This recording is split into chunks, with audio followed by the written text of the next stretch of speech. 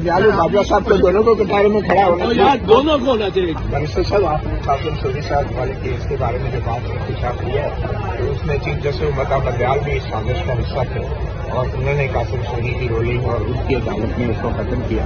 तो आपके ख्याल में चीफ जस्टिस उमता बंदियाल इस साजिश का हिस्सा थे और जनरल बाजवा के कंट्रोल में थे और जस्टिस बंदियाल ने जो फैसले किए जनरल बाजवा के कहने पे किए? अब तो यही है, अब तो यही है। पहले नहीं लगता। जिस वक्त उमर बंदियाल केस सुन रहे थे फौजी अदालतों का, सिवाय ये कि आखिरी महीना उन्होंने लगाया ही नहीं।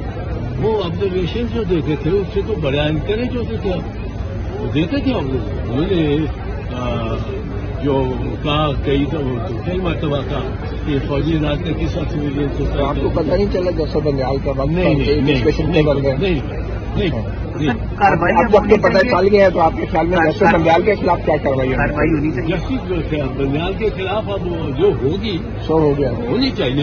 नहीं जो हो गया सुनिए, अगर मेरा बड़े ताल्लुकात हैं जस्टिस बंदियाल, मेरे वो साथ काम करते हैं।